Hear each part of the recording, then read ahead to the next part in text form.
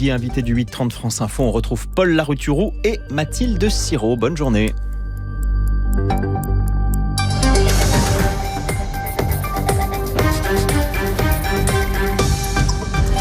Bonjour Robert Ménard, vous êtes maire de Béziers, ancien soutien du Rassemblement National, désormais plutôt proche de LR. On va voir ça ensemble. Bonjour Mathilde Sirot.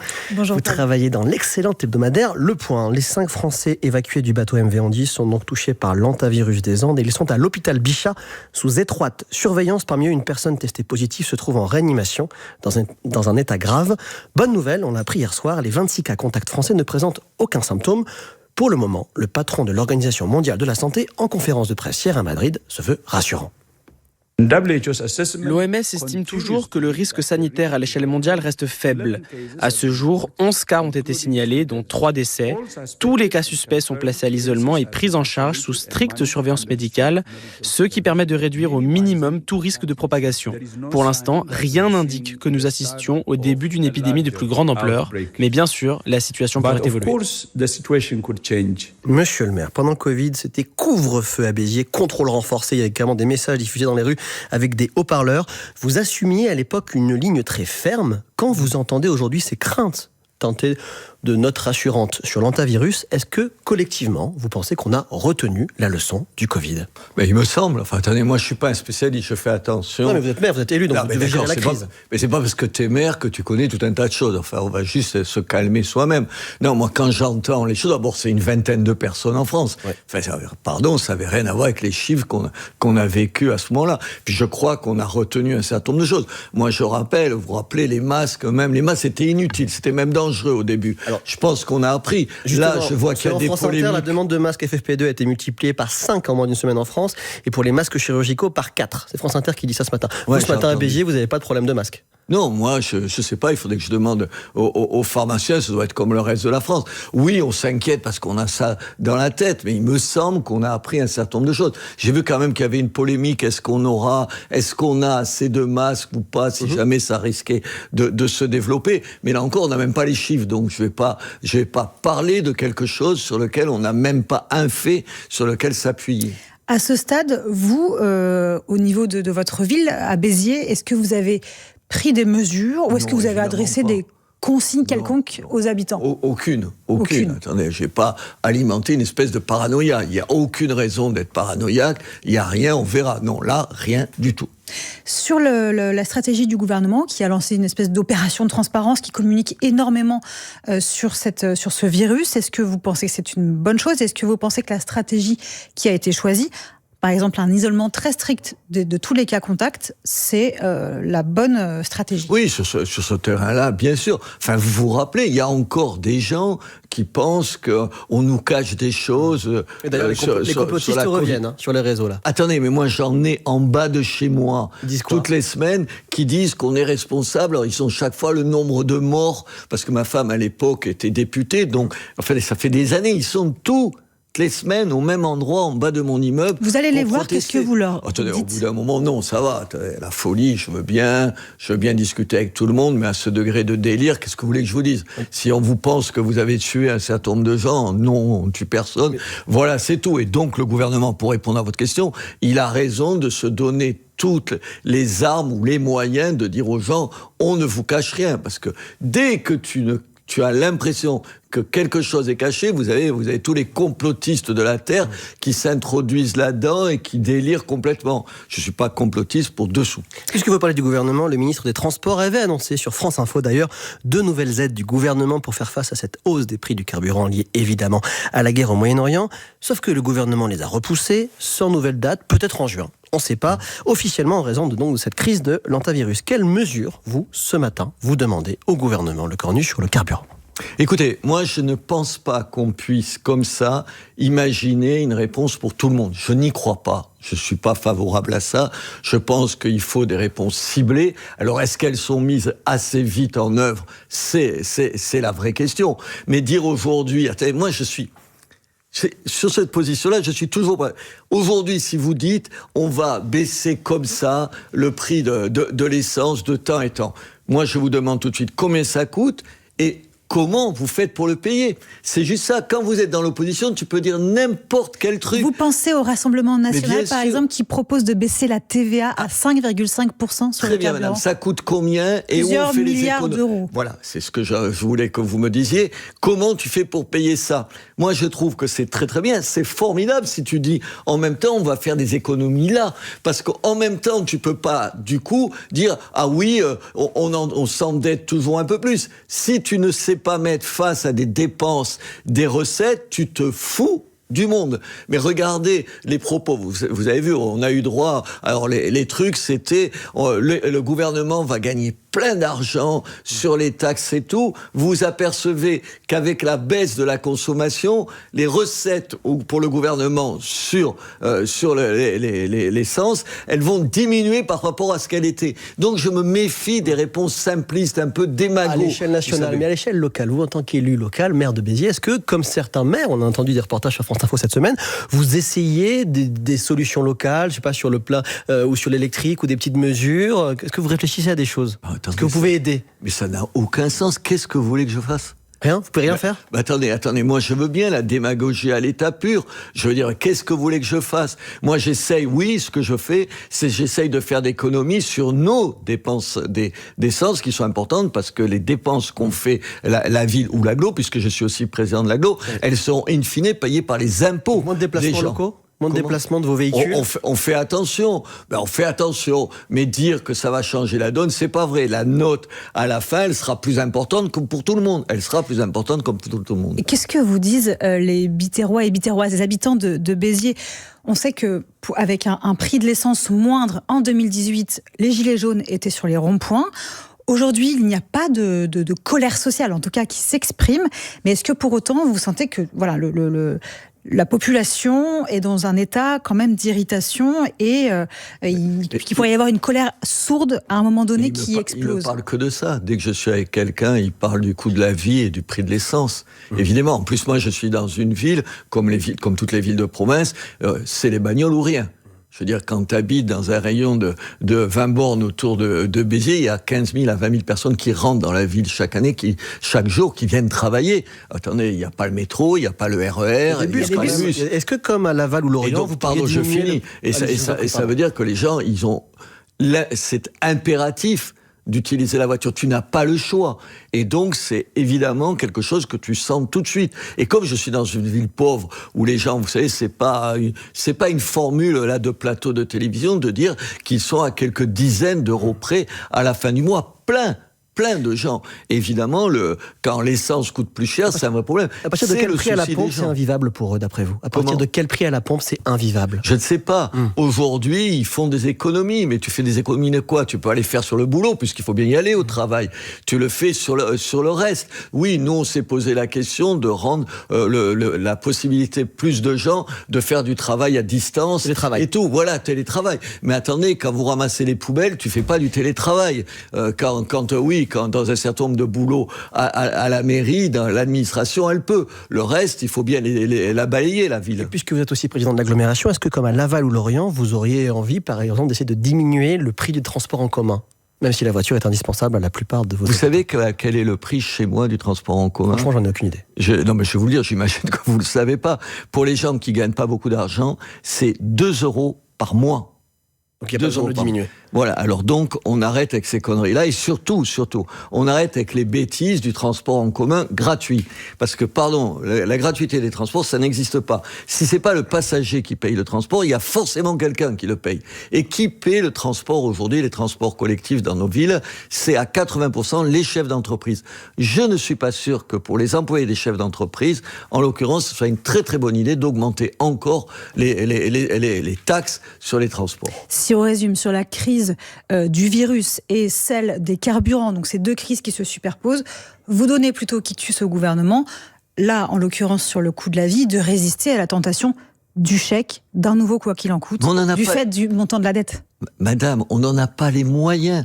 Si ça se fait en Espagne, moi j'habite à 100 bornes de l'Espagne, les gens ils vont faire des plats en Espagne, évidemment, attendez, ça doit être à 1,40 ou à 1,50. Aujourd'hui en Espagne, le litre, Mais alors là, c'est la faute du gouvernement actuel. Autant, je suis d'accord pour vous dire que peut-être il n'a pas d'autres mesures à prendre aujourd'hui, mais qui nous a mis dans une situation où on est incapable de faire ce genre de chèque parce que nos finances sont tellement catastrophiques. C'est ce même gouvernement. Alors oui, il peut pas échapper à ces critiques, mais pas sur ce qu'il fait aujourd'hui, sur ce qu'il n'a pas fait depuis que M. Macron est au pouvoir. Oui, évidemment. Et le gouvernement, on peut dire l'un et l'autre. Et le gouvernement n'a pas donné de coup de pouce au SMIC. Le SMIC va augmenter le 1er juin de 2,4% en suivant uniquement la courbe de l'inflation sans aucun donc coup de pouce.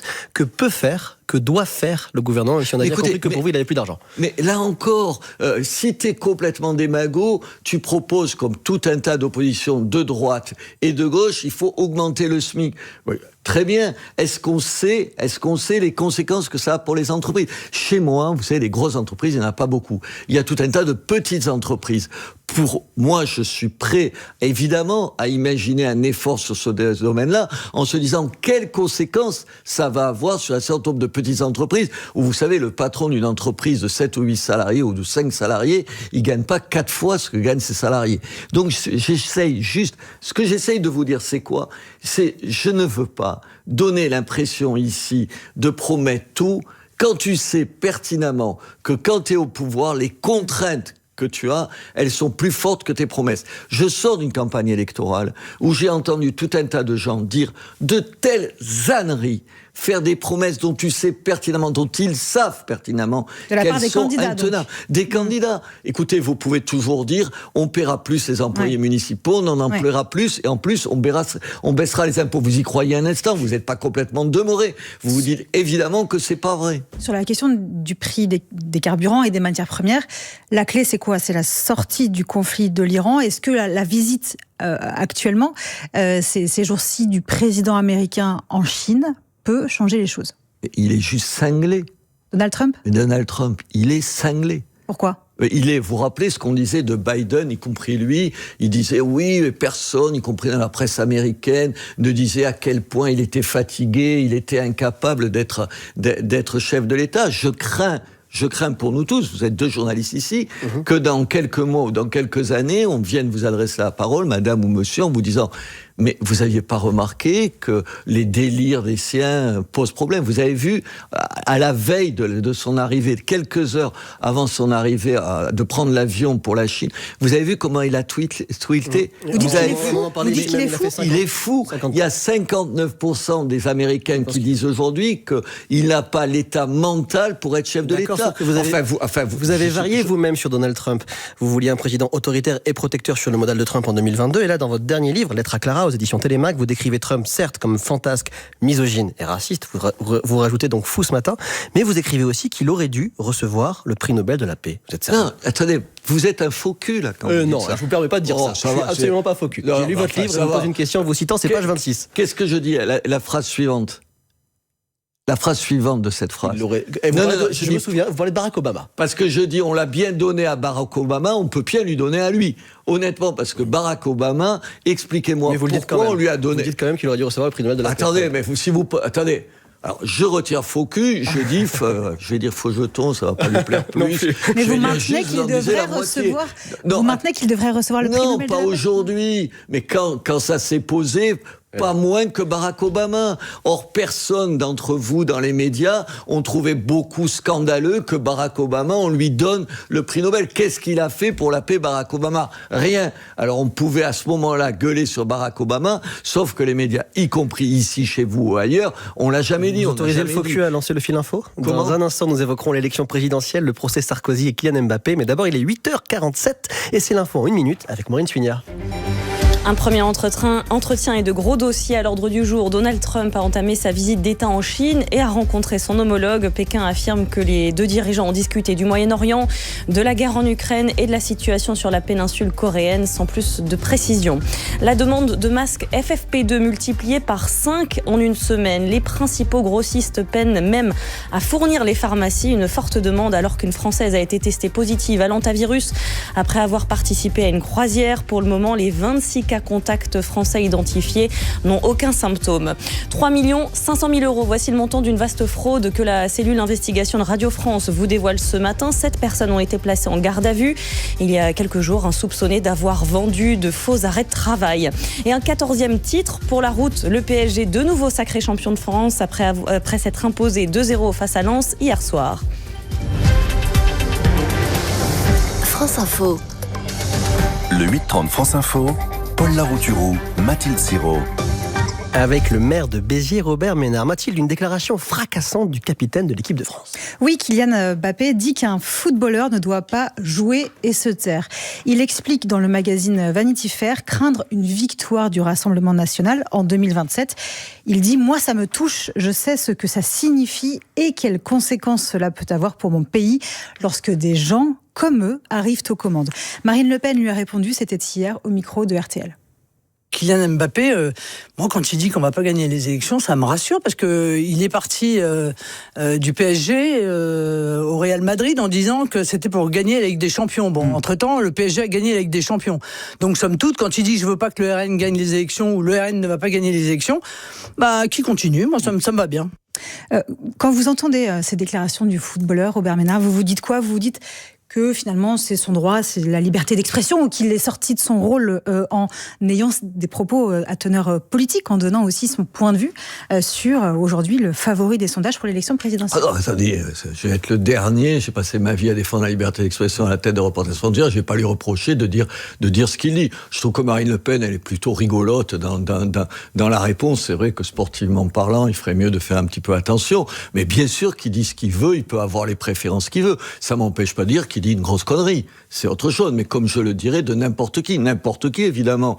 Moi je suis exaspéré de temps en temps par des gens qui, parce qu'ils sont de bons comédiens, vous assènent un certain nombre de vérités. Il a le droit de le penser. Je pense que aujourd'hui, le problème pour ce pays, et Dieu sait que je suis critique, je viens de vous le dire encore, sur un certain nombre de propositions que font le Rassemblement national, mais le Rassemblement national, il menace rien du tout demain les libertés. Je pense que M. Mbappé devrait s'intéresser à l'autre bout de l'échiquier, à la France insoumise, où ils disent où un maire de Seine-Saint-Denis, vous voyez à qui je fais allusion, explique qu'il faudrait qu'il y aurait peut-être une insurrection au lendemain des élections. Ça, c'est un problème, et ça, tenir des propos comme ça, c'est des propos imaginés que le Rassemblement national dise si jamais la France insoumise gagnait, il y aurait une insurrection populaire. On dirait mais vous jetez sur l'huile sur le feu, vous respectez pas les élections. Ça, notre joueur de football, ça lui a pas traversé l'esprit. Donc il a le droit de dire ce qu'il veut et j'ai le droit de dire qu'il dit de grosses bêtises pour pas dire plus. On voulait comprendre ce matin avec vous, Robert Ménard,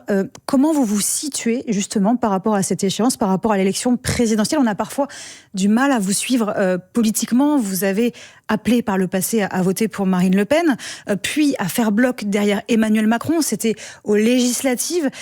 Aujourd'hui, vous dites plutôt, vous avez des propos plutôt aimables à l'endroit de Bruno Retailleau. En 2027, qu'est-ce que vous allez faire ? Écoutez, c'est terrible qu'une journaliste comprenne pas ça. Vous faites pas partie d'un clan, madame, moi non plus. Non mais non. Vous avez quand même beaucoup varié, factuellement. Oui. Mais attendez, non. Je peux dire. Je peux répondre à la question ? Je vous en prie, allez-y. Oui, moi j'ai appelé à voter pour Marine Le Pen aux dernières présidentielles. Et je suis le seul, en plus, qui a appelé à voter pour elle au premier et au deuxième tour. Alors que je n'ai jamais caché, à ce moment-là, vous n'avez qu'à reprendre ce que j'ai dit, j'ai même dû le dire ici, que j'étais en désaccord, et je lui ai dit à elle que sur les questions économiques et sociales, elle disait des âneries. Et le mot n'était pas celui-là que j'avais choisi. Elle continue à dire des âneries là-dessus. Je pense que sur les questions de sécurité ou les questions d'immigration, même si je ne suis pas d'accord avec les réponses, c'est elle qui, la première, ou son parti, qui les premiers ont traité, ont osé parler de ces questions, quand, à ce moment-là, tu allais sur un plateau de radio ou de télévision, et tu disais que l'immigration, à ce point-là, aussi nombreuse que ça pouvait poser un problème, et on te traitait de facho. Donc tu peux dire ça. par rapport je sais pas, à Emmanuel Macron, moi je suis dans une ville où l'insécurité, où les problèmes de sécurité, comme partout en France, c'est important. Je peux dire qu'il n'a jamais été foutu de tenir son engagement sur les prisons. Vous vous rappelez, il avait dit, on va créer 15 000 places de prison. Il l'a jamais fait. Et en même temps, dire que ce qu'il a fait sur l'Ukraine, par exemple, je lui donne raison. C'est quand même. Mais vous allez devoir faire un choix, ou bien vous présentez vous-même pour la prochaine élection. Pardon, je finis là-dessus. D'accord, mais où êtes-vous aujourd'hui ? Attendez, c'est dingue. Juste, je finis là-dessus. C'est dingue d'être obligé. Moi, je me sens pas obligé de dire que madame, vous avez raison sur tout ce que vous dites. Je peux dire que vous avez raison sur un point, vous, monsieur, Bien et puis sûr. sur un autre, vous avez Où êtes-vous aujourd'hui ? Est-ce que vous soutenez Bruno Retailleau ? Est-ce qu'on peut dire ça ? Moi, je trouve pour la que présidentielle. Spontanément aujourd'hui, dans ce qu'il dit, je suis le plus proche de Bruno Retailleau. Est-ce que Bruno Retailleau, il a le charisme, l'étoffe, la capacité de parler aux gens et de parler aux gens en dehors de la partie de son électorat? C'est la question que je me pose. Mais c'est la question que je lui pose. Et vous, moi, la question que je vous pose, c'est est-ce que vous hésitez encore à être candidat à la prochaine présidentielle ? attendez. Non, mais vraiment, sérieusement. Non, oui, mais je vous réponds. Jusque-là, je vous dis que des choses sérieuses. Je le dis avec ma façon de le dire, mais c'est des choses sérieuses. Bien sûr que tu te poses cette question-là, mais en même temps, d'abord, il y a combien? Il y a 40 personnes aujourd'hui qui n'arrive pas à ou compter. 42, je sais plus. On n'arrive même pas à compter ici. Comment? On n'arrive même pas à compter. On n'a plus à compter. Attendez, il faut une certitude de soi. Il faut être une capacité, par exemple, à juger que quelqu'un à côté de vous, votre concurrent, a tort sur tout. Je suis pas prêt à ça. Je ne suis pas prêt à dire que la gauche, parce que je suis plutôt de droite, elle aurait tort sur tout. Et je ne suis pas prêt à dire que la droite, même les LR... Bruno Retailleau, dont je suis proche, a raison sur tout. Je pense qu'il est sorti du gouvernement de façon un peu calamiteuse et il a fait une grosse connerie. Et le mot connerie, c'est ce que je lui ai dit quand je l'ai vu. Aujourd'hui, en l'état actuel des choses et au niveau où on en est de cette pré-campagne, est-ce que vous diriez qu'un second tour entre la France Insoumise, entre Jean-Luc Mélenchon et le candidat du RN, qu'il soit Jordan Bardella ou Marine Le Pen, est inéluctable ? Je ne sais pas si c'est inéluctable, mais je ne souhaite pas me retrouver dans ce cas-là. Je ne souhaite pas avoir que ce choix-là. Je ne souhaite pas être obligé de choisir. Alors, vous avez raison, Marine Le Pen, et encore que pour moi, c'est pas tout à fait la même chose. Marine Le Pen et M. Bardella, et de l'autre côté, Jean-Luc Mélenchon. Et je ne souhaite pas que mon pays ait ce choix-là. Mais en même temps, vous allez trouver que c'est un peu compliqué. Si j'étais dans ce cas de figure-là, et pardon, on y est tous les trois peut-être forcés à se retrouver là dans moins d'un an maintenant, je voterai pour le Rassemblement national parce que je pense que le danger aujourd'hui, avant tout, c'est la France insoumise. Nicolas Sarkozy pourrait retourner en prison. Le parquet général a requis hier 7 ans de prison dans l'affaire libyenne contre l'ancien président de la République, une peine alourdie par rapport à celle dont il avait écopé en première instance. La décision ne sera connue que le 30 novembre, mais vous, aujourd'hui, est-ce que pour vous c'est la preuve que la démocratie fonctionne encore ou est-ce que ça vous heurte ? Ça me peine que quelqu'un qui a été le chef de l'État, qui est pas rien, c'est a été notre chef de l'État à un moment donné, quand tu le vois en prison ou quand tu le sais avec un bracelet électronique, j'ai de la peine pour mon pays. Maintenant, la multiplication des affaires autour de Nicolas Sarkozy me font dire que l'argument de ces défenseurs qui expliquent c'est un acharnement des juges, d'abord il a été poursuivi par je sais pas combien de juges, tous ces juges-là ne sont pas aujourd'hui au syndicat de la magistrature. Je crois pas qu'il y ait un complot contre le chef de l'État. Je suis peiné et je trouve que c'est pas bien et ça donne une image catastrophique de notre pays, ce qui se passe en ce moment, mais je suis pas un complotiste, pour reprendre, qui pense que l'ensemble de la magistrature a décidé de faire la peau à Nicolas Sarkozy. Voilà. Et maintenant, sur le fond de l'affaire, je n'en dirai rien parce que j'en sais, comme vous, ce que je lis dans la presse, pas plus que ça, alors je ne me prononce pas là-dessus. Vous êtes vous aussi convoqué à la rentrée devant le tribunal judiciaire de Montpellier, alors pour toute autre affaire, pour avoir refusé de marier, c'était en 2023, une Française et un citoyen algérien en situation irrégulière. Vous encourez 5 ans de prison, une amende de 75 000 € et une peine d'inéligibilité. Comment est-ce que vous préparez ce procès, Robert Ménard ? D'abord, je suis sidéré. Attendez, vous avez de la prison, des amendes et surtout l'inéligibilité. Je viens d'être élu chez moi il y a 2 mois avec plus de 65% des voix. Allez essayer d'expliquer aux Biterrois ça. Attendez, ce garçon, moi je ne me prononce pas sur son histoire d'amour ou pas avec cette dame, ça ne me regarde pas et je n'en sais rien. Donc je ne parle pas de ça. Juste, il était en situation illégale, il faisait l'objet d'une obligation de quitter le territoire. Il y a le mot « obligation » de quitter le territoire, c'est pas moi qui l'ai délivré, c'est le pouvoir, les pouvoirs publics. Et il avait été condamné à 8 mois de prison, pour vol avec violence en réunion. C'est pas un saint. Attendez, et c'est moi qui vais me retrouver devant le tribunal correctionnel. Le 30 septembre. Mais c'est incroyable. On verra ça le 30 septembre, mais pour l'heure, il est 8h58 sur France Info, et vous l'attendez peut-être, c'est l'heure de la question qui. Ce matin, la question qui attend la grâce. Son portrait est à l'entrée du stade de votre ville. Le journaliste français Christophe Glaise a été condamné, on le sait, à 7 ans de prison et détenu depuis près d'un an en Algérie. Il a reçu lundi l'autorisation de recevoir la visite du consul de France. Les nouvelles sont plutôt rassurantes. Cette annonce a été faite par Reporters sans frontières, dont vous êtes l'ancien patron. Qui plus est, vous êtes né en Algérie. Cette question, que préconisez-vous pour convaincre le président algérien Tebboune d'accorder sa grâce à Christophe Glaise? Je crois qu'il y a 2 choses. Ça, les otages, les emprisonnés, j'ai fait ça pendant 25 ans de ma vie.